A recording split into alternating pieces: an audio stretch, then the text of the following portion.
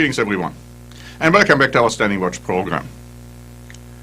When we observe the developments in the Middle East and also now in Egypt, we should realize that all these developments are not just coincidental, they are not just accidental, they don't just occur by happenstance, but we should understand that a great plan is being worked out here below, and that these events are necessary developments in light of biblical prophecy.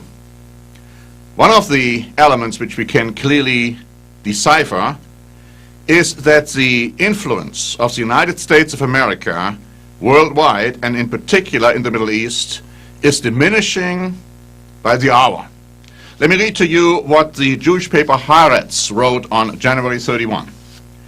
Jimmy Carter will go down in American history as a president who lost Iran, which during his term went from being a major strategic ally of the United States to being the revolutionary Islamic Republic. Barack Obama will be remembered as a president who lost Turkey, Lebanon, and Egypt, and during whose tenure America's alliances in the Middle East crumbled. In both cases, the United States in financial crisis and after failed wars loses global influence under a leftist president whose good intentions are interpreted abroad as expressions of weakness. The results are reflected in the fall of regimes that were dependent on their relationship with Washington for survival, or in a change in their orientation as with Ankara.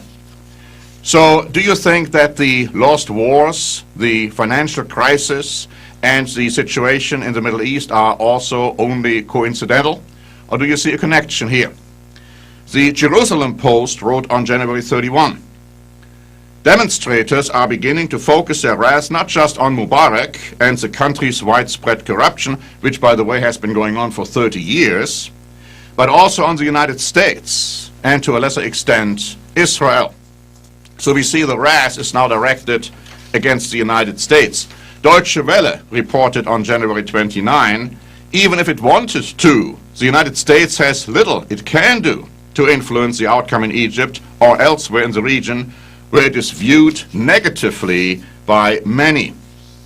Now let's talk about the freedom which the Egyptian people want. What kind of a freedom are we actually addressing here?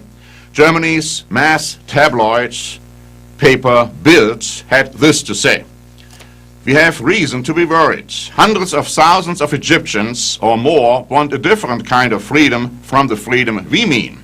They want to be free to turn their country into a fundamentalist theocracy.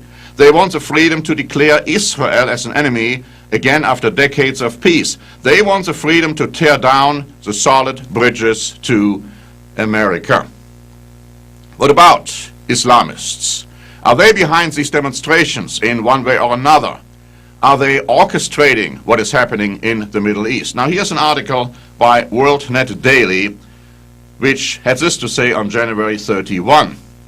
Islamists, in particular the anti-Western Muslim Brotherhood, seem poised to take power throughout the Middle East as a result of riots that have already toppled one Arab regime and are threatening others in what some are calling only the latest wave of an Islamic tsunami sweeping the globe. It goes on to say that the leader of Jordan's Muslim Brotherhood, and as you know, the King of Jordan just had to dismiss his government, that leader warned that the unrest in Egypt will spread across the Middle East until Arabs succeed at toppling leaders allied with whom? The United States. That's their goal. They want to have total independence from the United States and, frankly, from Israel as well. This article goes on to say that Hamas and al-Qaida are violent Brotherhood offshoots. But then you find the naive concepts expressed by some US commentators that we don't have to be afraid of the Muslim Brotherhood. The article goes on to say that multiple prominent US commentators have been claiming the Muslim Brotherhood is a moderate organization and denying any Islamist plot to seize power. On Friday, President George Bush's former press spokesman, Dana Perino, told Fox News, or Perino it is, told Fox News, don't be afraid of the Muslim Brotherhood in Egypt. This has nothing to do with religion. And then they also quote Bruce Reidel, a former CIA analyst and advisor to President Obama, that he said the Egyptian Brotherhood renounced violence years ago. But the article goes on to say, Reidel's assertion that Brotherhood renounced violence, however, is contradicted by the Brotherhood's own statements in recent months, including a call to arms against the West. Now, they all realize that the Muslim Brotherhood will probably play a part in the next government of Egypt, and so they are trying to kind of create some good relationships. How naive and short-sighted is that? The Spiegel online wrote on January 28, the Muslim Brotherhood is one of the main reasons why official Israel seems to support Mubarak so keenly. It is considered the most popular political movement in Egypt, and its position regarding the peace treaty with Israel is clear. They want it revoked immediately. The article goes on to say that the Israeli government has noted with concern the fact that even after 30 years of peace, Egypt's army is still equipped and trained mainly with a possible war against Israel in mind. And then it says that some commentators consider the West's demands for more openness and democracy in Egypt to be a fatal mistake. It is an illusion to believe that the dictator Mubarak could be replaced by a democracy. The Muslim Brotherhood is the only real alternative, which would have devastating consequences for the West. Ultimately, the choice is between a pro or an anti-Western dictatorship. Haaretz again wrote on January 29, the fading power of Egyptian President Hosni Mubarak's government leaves Israel in a state of strategic distress. Without Mubarak, Israel is left with almost no friends in the Middle East. The only countries Israel has made a peace treaty with are Egypt and Jordan. And we see, of course, what is happening in both countries at this point.